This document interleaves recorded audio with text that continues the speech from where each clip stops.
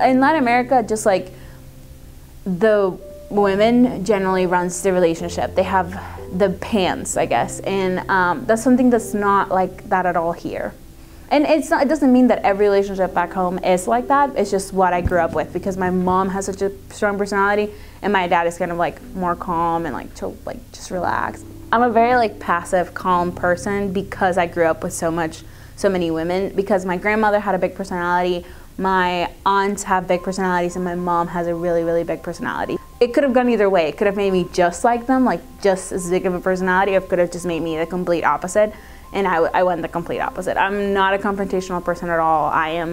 It takes a lot to make me mad. My mom and her sisters fight all the time. All the time. It's just kind of like, I do no longer care. When I was younger, I was like so worried about it. I was like, oh my God, they're gonna like never be friends again. And now I'm just kind of like, oh my God, they're just so stubborn. And that was like, even when my grandmother was very old, she was still so stubborn. So I think that's made me not stubborn. So my parents are both from El Salvador. They came to the States in 1986 and 1987 respectively.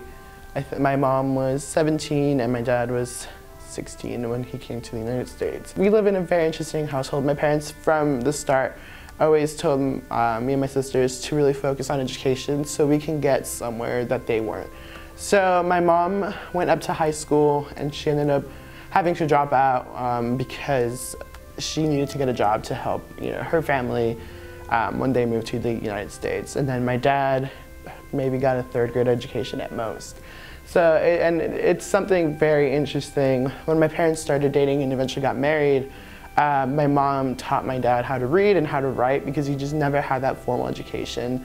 So at a young age, my parents always stressed, go to school, go to school. I don't feel like I'm that close to my black side, but I don't feel like I'm that close to my Mexican side. I feel like I'm like in the middle. That's been like really hard, like especially like the hair. Like everyone, like when I grew up, I used to have like a bunch of white friends, so they'd be like, what's your hair like? How is your hair like that? How do you get your hair curly? And then like some black girls would be like, oh, she got good hair, she's too good. Like, so it's like really hard trying to be in the middle.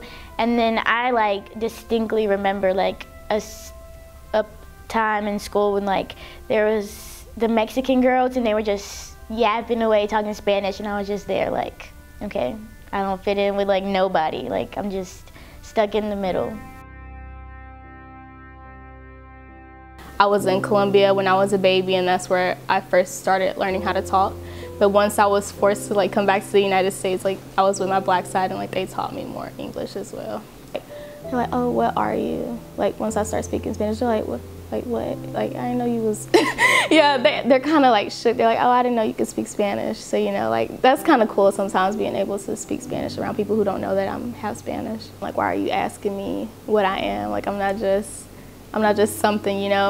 I've learned that people can't really tell, so I just need to just go ahead and tell them like, oh, okay. I give the whole explanation each time. I'm Colombian. My dad is black. So I just have to give the explanation because people just don't understand.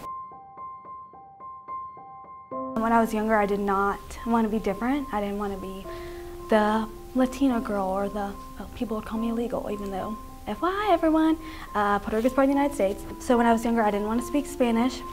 My parents would speak to me in Spanish, I would speak to them back in English. But when I would talk to my grandparents or any of my cousins on the island, I had to speak Spanish. So I always kept that, but I definitely am not where I want to be. That's why I'm a Spanish minor.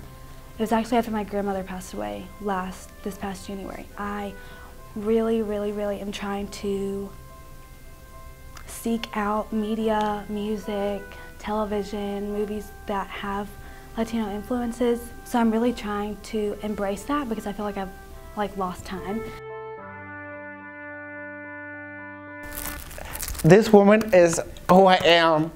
She like, that's like my second mom. She's been an inspiration in how I talk and how I do everything. A fun story is that in 2013, she saved me from suicide. I was bullied. And in October,